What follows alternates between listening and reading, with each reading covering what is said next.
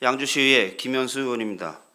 먼저 본 의원에게 5분 자유 발언을 허락해 주신 존경하는 윤창철 의장님과 동료 의원 여러분께 깊은 감사의 말씀을 드립니다. 오늘 본 의원은 양주시 재정의 효율성과 경제성 제고를 위한 자금 운용 방안에 대해 당부드리고자 합니다. 지난달 12일 한국은행은 3개월 만에 또 한 번 금리를 0.5포인트 인상하는 빅스텝을 단행했습니다. 이로써 한국은행 기준금리는 이제 3%에 도달했습니다. 기준금리가 3%대로 올라선 것은 2012년 이후 10년 만입니다. 주식과 가상화폐 시장의 침체로 투자처를 잃은 자금들은 이제 은행으로 몰리고 있습니다. 10월 13일 한국은행이 발표한 금융시장 동향에 따르면 9월 말 기준 정기예금 금액이 2245조 4천억 원으로 8월 말에 비해 32조 5천억 원이 급증했습니다. 이는 2002년 1월 관련 통계 작성 이래 역대 최대 폭의 증가입니다. 금리 인상과 예금으로의 자금 쏠림 현상, 그리고 윤석열 정부의 공약인 예대금 금리차 공시제까지 시행되면서 시중은행들은 서로 앞다퉈 경쟁적으로 예적금 금리를 올리고 있습니다. 이에 시중은행 정기예금 상품 중에는 금리가 5%를 넘는 상품도 나오고 있는 상황입니다. 가계의 자금뿐 아니라 우리 시의 재정도 이자 수입에 각별히 신경 써야 할 시기가 온 것입니다. 양주시 재정 규모는 2022년 제2회 추가 경정 예산안 기준 1조 2,335억 원에 달합니다. 1,000억 원만 금리 5% 예금에 예치한다고 해도 이자 수입이 50억 원입니다. 이자 수입을 푼돈으로 여길 수 없는 이유입니다. 이자 수입 또한 시민들로부터 귀하게 받은 세금을 운용함으로써 얻는 소중한 재정 수입입니다.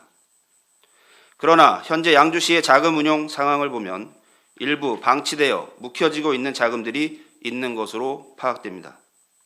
특히 기타 특별회계와 기금 운용의 경우 공금 예금을 적극적으로 운용하지 않고 보통 예금에 자금을 방치하고 있습니다. 9개의 기타 특별회계 중 절반이 넘는 6개 회계가 공금 예금을 전혀 운용하지 않고 있으며 5개 기금 중에서도 3개 기금이 공금 예금을 운용하지 않고 있습니다. 이로 인해 보통 예금 통장에 저리로 방치되고 있는 자금은 394억 원에 달합니다.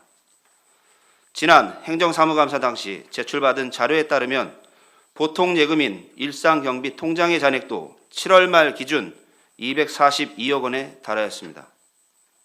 10억 넘게 보유하고 있는 부서도 6개이며 이 부서들의 금액만도 126억 원입니다.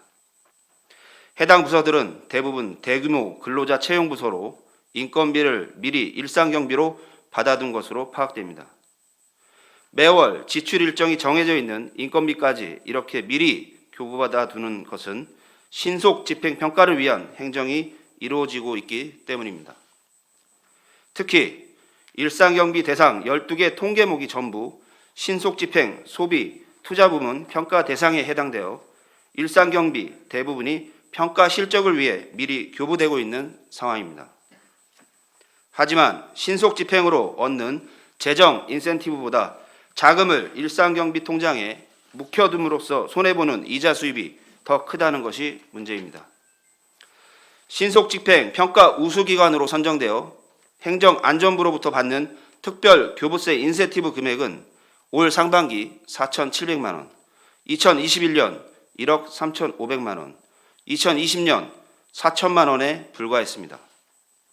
정부기관의 정책평가를 인센티브 금액만으로 고려할 사안은 아니지만 우리 시의 재정 수입을 위해 실용적으로 계산해 보았을 때 득보다 실이 큰 것이 사실입니다. 시민을 위해 적극적으로 재정을 집행하는 것은 물론 바람직한 정책 방향이나 일상경비를 미리 교부받아 두는 것은 평가 실적을 위한 행정일 뿐 시민을 위한 행정이지도 않습니다. 시민을 위한 적극적인 재정 집행은 연말 2월 불용액 감소에 초점을 맞춰야 할 문제입니다.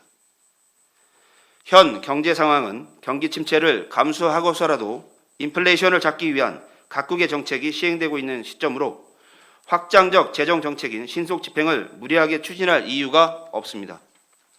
하지만 여전히 신속 집행이 자치단체 간, 부서 간 과도한 경쟁을 유도함으로써 무리한 성금 집행과 일상경비 교부로 인한 이자 수익 감소, 각종 대책회의, 수시 실적 보고 등 행정력 낭비만 초래하고 있습니다. 행안부 선정 신속 집행 우수기관이라는 타이틀을 위해 오히려 비효율적인 자금 운용을 하고 있는 것은 아닌지 생각해 봐야 할 때입니다. 평가 실적 때문에 일상 경비를 미리 교부받고 자금을 묵혀두는 것은 우리 시의 이자 수입만 갉아먹는 이름을 양지해 주시기 바랍니다. 한편 행정안전부는 올해 3월 25일 지방자치단체 회계관리에 관한 훈령을 일부 개정하면서 제37조의 2와 별표 4를 신설해 계좌 개설에 관한 내용을 새로 규정하였습니다.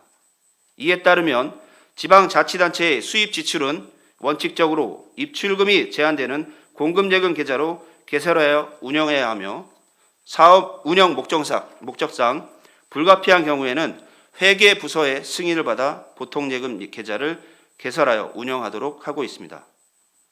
이자 수입의 문제뿐만 아니라 자치단체 자금의 계좌 운영 목적 명확화, 계좌관리 강화 방향에 부합하기 위해서라도 공금 예금을 적극적으로 운용하고 보통 예금은 최소화해 운용하여야 합니다.